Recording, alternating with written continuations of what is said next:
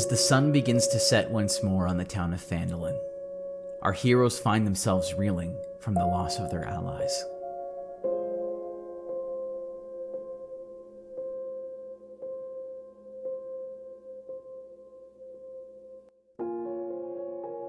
Alone in the rooms at the Stonehill Inn, Glavish uncharacteristically nurses his ale as he's reminded of his inaction on that fateful day. Helm must have been watching over him, as he too would have likely perished at the hands of the dragon had it not been for that killer hangover. His ale now warm and stale, he takes one last sip as his vision becomes clouded with tears. Meanwhile, a familiar blanket of sadness washes over Johnny as he reflects on his conversation with Mokra. Johnny was lucky enough to escape with his life, and for that he will always be grateful. And as he continues to reflect on the events that transpired, he instinctively reaches for his locket, and his thoughts are flooded with memories of his mother and sister.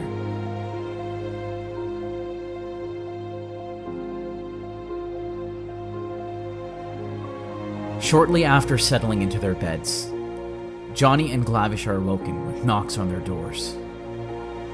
Greeting them is the barmaid Elsa, who has requested that they accompany her outside the inn. "There's something the two of y'all need to see." As Elsa leads them through the doors of the inn onto the streets of Phandalin, Johnny and Glavish are welcomed by hundreds of glowing lights, accompanied by a sea of unfamiliar faces.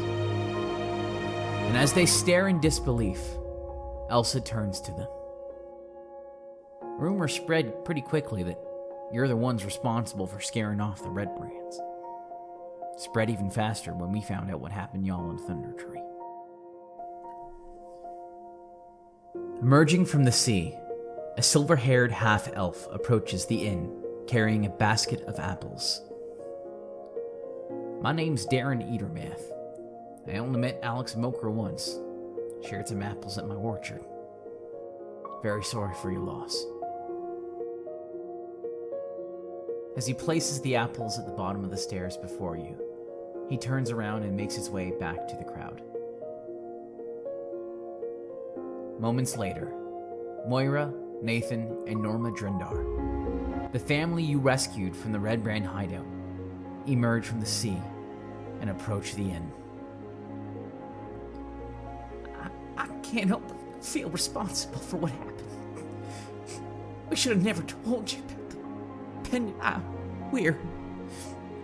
As Moira drops to her knees, her two children console her as her youngest Nathan turns to you. "We can't thank you enough, and we're sorry for your loss."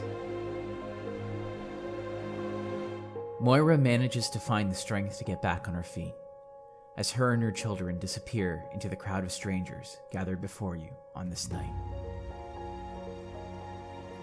Celine and Midge Alderleaf are the next to emerge from the crowd.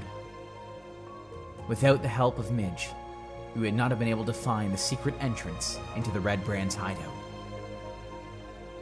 Midge approaches the steps of the inn, with tears in her eyes, carrying a bow that she had fashioned out of some sticks and strings. She places the bow next to the basket of apples, as Celine turns to Johnny and Glavish. "We're awfully sorry for your loss. I want to thank you for everything you've done for us." Finally, as the two make their way back into the sea, Sildar emerges, accompanied by a soldier covered head to toe in armor. "Heroes! A true definition of the term. Look at what you've done for this town. Think about all the good that came from your actions. Don't let this unfortunate event deter you from continuing along the path of righteousness. While they may be gone, their legacy will live on through yourselves and the people of Phandalin. We must continue to fight to protect this town and to bring justice to those that threaten its existence. By preserving the town of Phandalin, so too will you preserve the legacy of Alex and Mokra.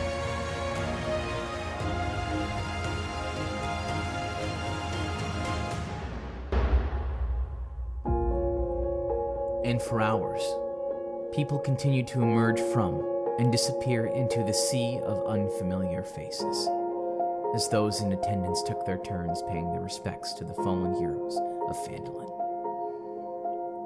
A town forever changed. A town forever grateful for your service.